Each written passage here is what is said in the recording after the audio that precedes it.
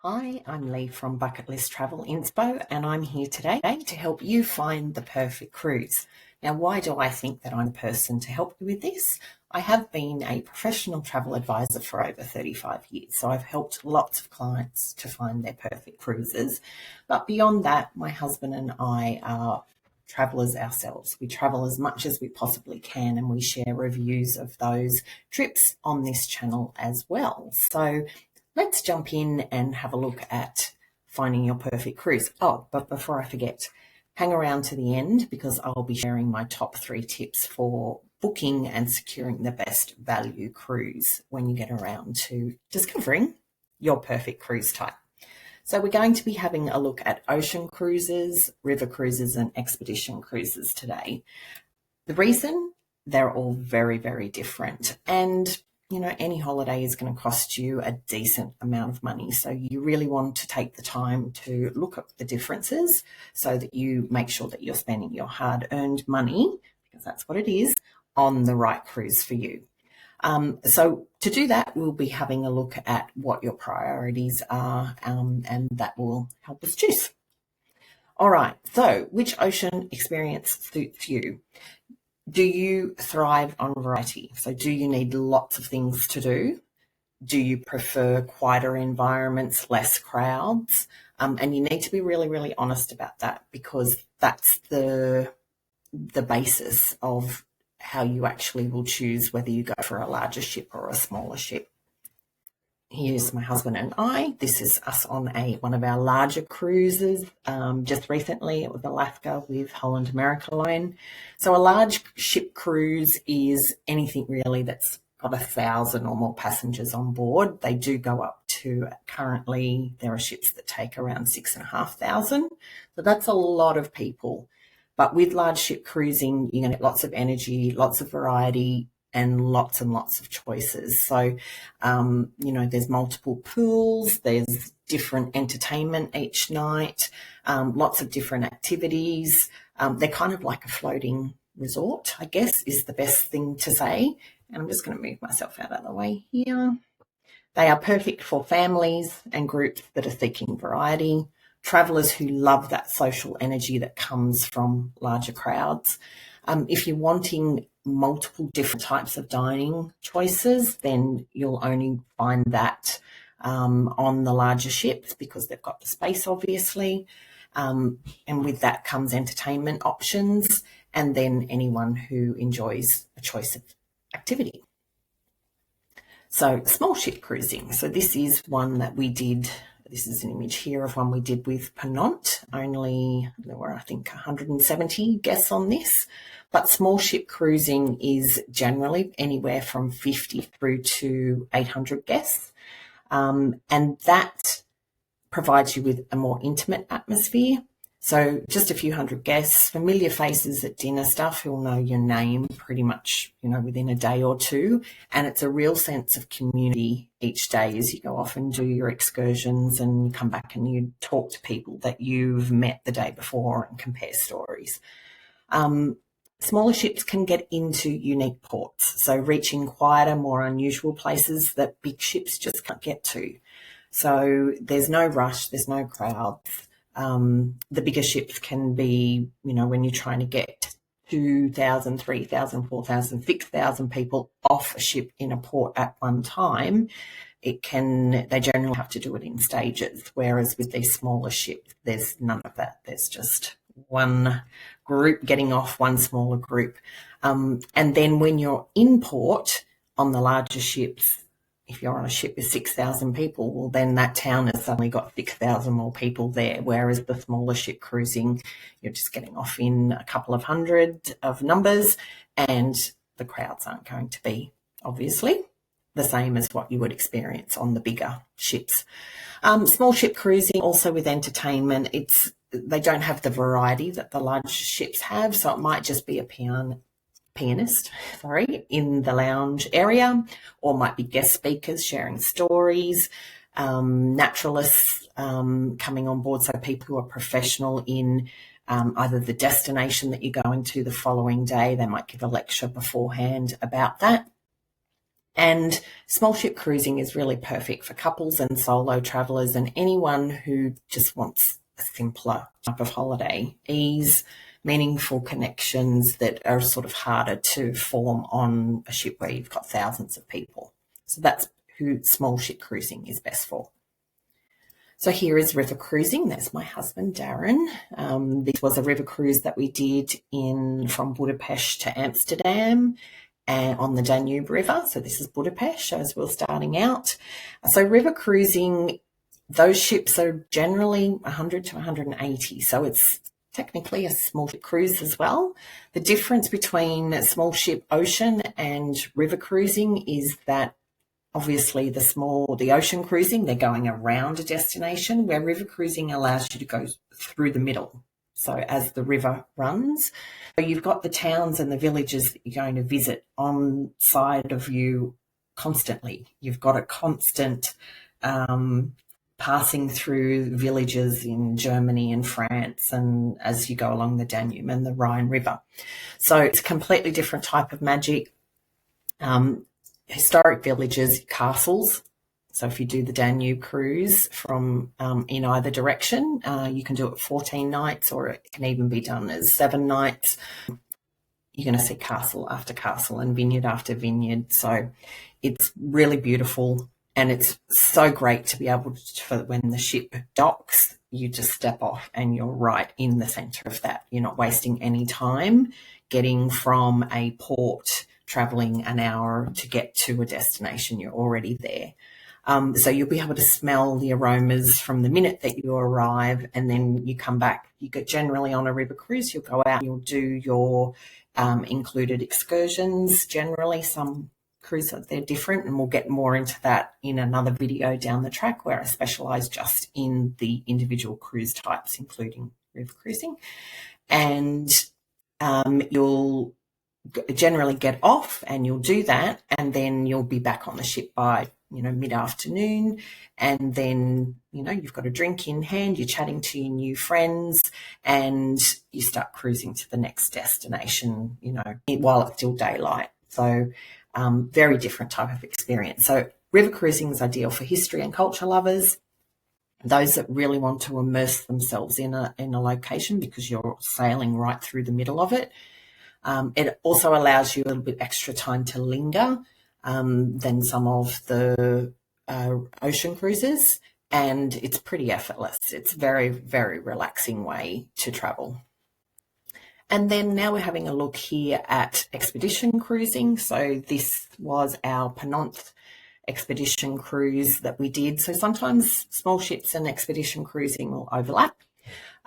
This was in the Kimberley region. On this day, we were at Montgomery Reef, which is a reef that off the coast of Western Australia, that when the tide goes down, it's like the reef just comes up out of the top of it. You kind of have to be there to experience it. You can see a little bit of it in the background of this image here. We've got this is a Zodiac excursion, where we have a professional naturalist that knows everything about this location.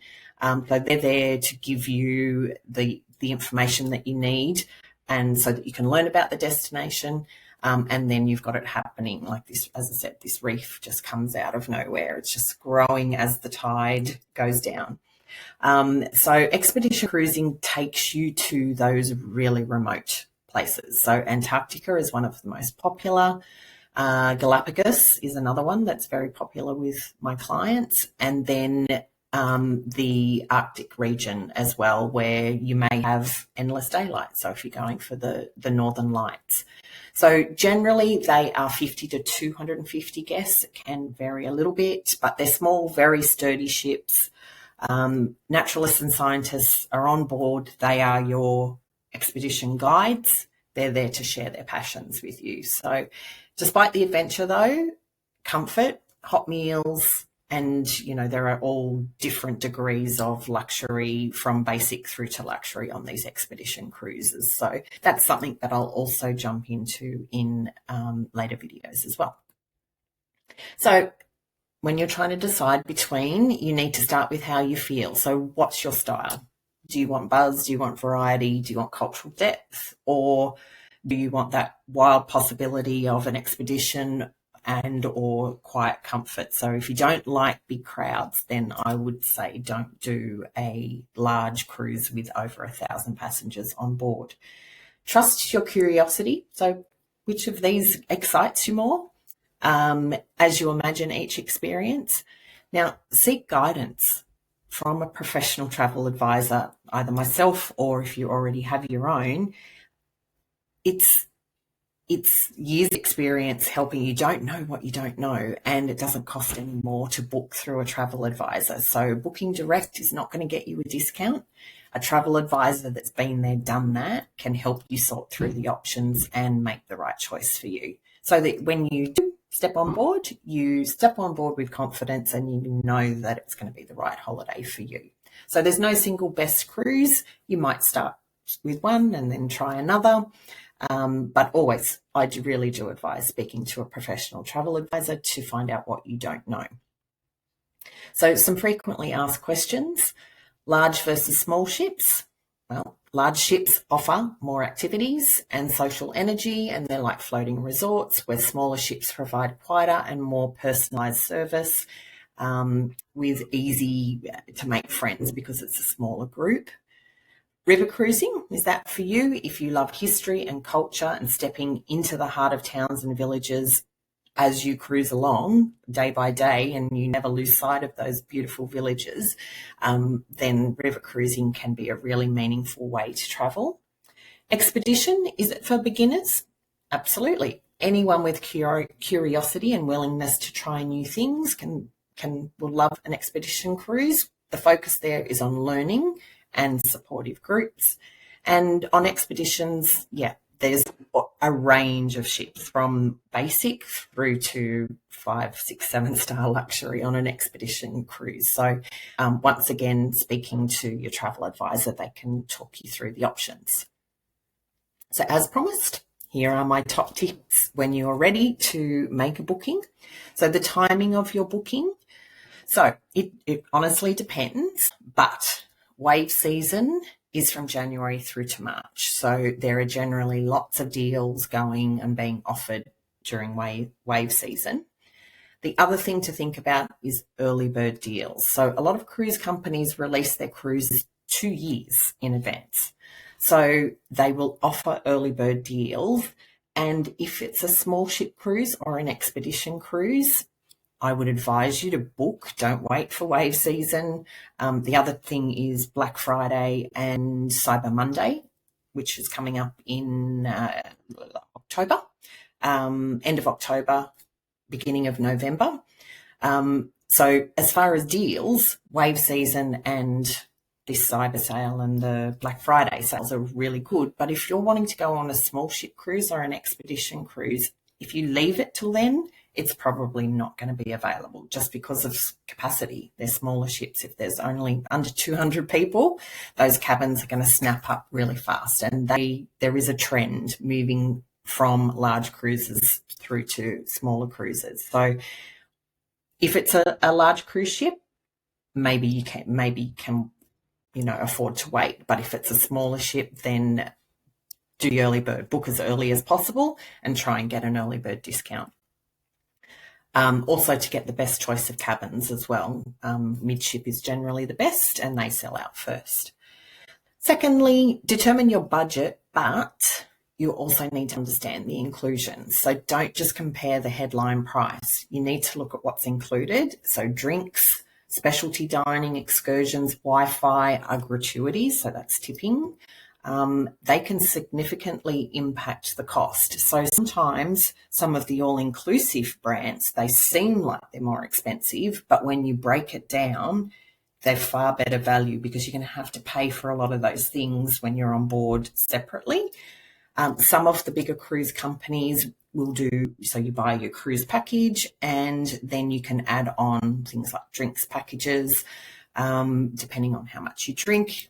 If you have more than 2 drinks, alcoholic beverages a day and a specialty coffee, you're going to get your money back in getting a drinks package. So we generally do that.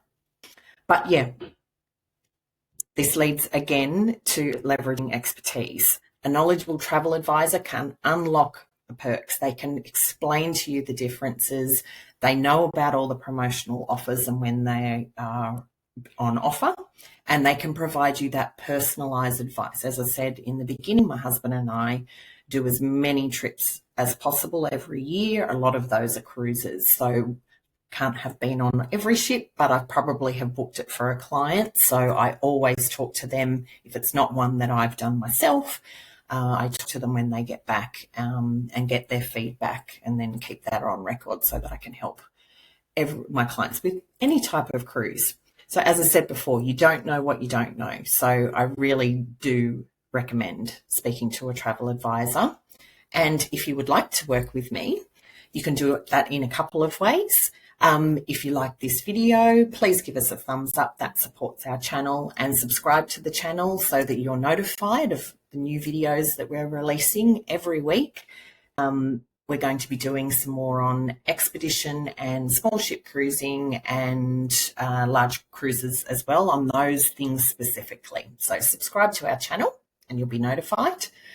And the other thing that you can do is you can join our VIP club. So claim your $200 credit for you to use on a forthcoming, can be a cruise, it can be any type of holiday actually. But I'll put the link to that in the show notes down below, along with my website if you want to check out a little bit more about me. These videos here say they're coming soon. It depends what time you're watching this. They may have actually already been made if you're watching this a little bit later. So again, any videos that have been made, I will link them down below in the show notes. So thank you for being with us today. I hope you've enjoyed it and hope to see you next time. Thanks. Bye.